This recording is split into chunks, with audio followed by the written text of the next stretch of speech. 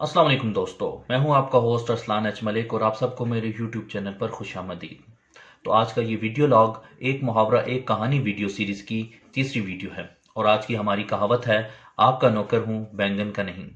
तो दोस्तों, ये मुहावरा उस वक्त इस्तेमाल किया जाता है जब कोई शख्स किसी दूसरे शख्स से सिर्फ अपने फ़ायदे की वजह से मुंसलिक हो और उसकी हाँ में हाँ अपने फ़ायदे की वजह से मिलाए। तो इससे जुड़ी कहानी भी बहुत ज़्यादा ज़बरदस्त है। किसी इलाके में एक बादशाह हुकूमत किया करता था।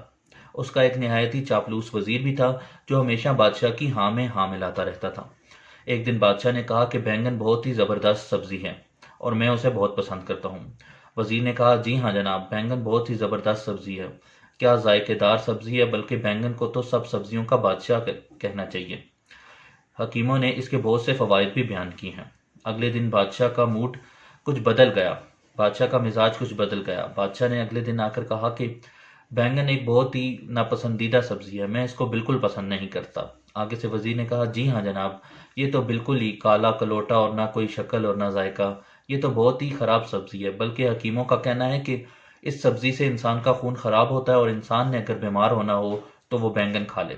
ये सुनकर बादशाह को बहुत ताज्जुब हुआ। बादशाह ने कहा कि कल जब मैं कह रहा था कि मुझे बैंगन बहुत ज़्यादा पसंद है और बैंगन बहुत अच्छी सब्ज़ी है, तो तब भी तुमने हाँ में हाँ मिलाई, और आज जब मैं कह रहा हूँ कि बैंगन एक बुरी सब्ज़ी है तब भी हाँ में हाँ मिला रहे हो। तो वज़ीर ने आगे से मुस्कुराते हुए जवाब दिया, जनाब, आपका नौकर हूँ, बैंगन का नहीं।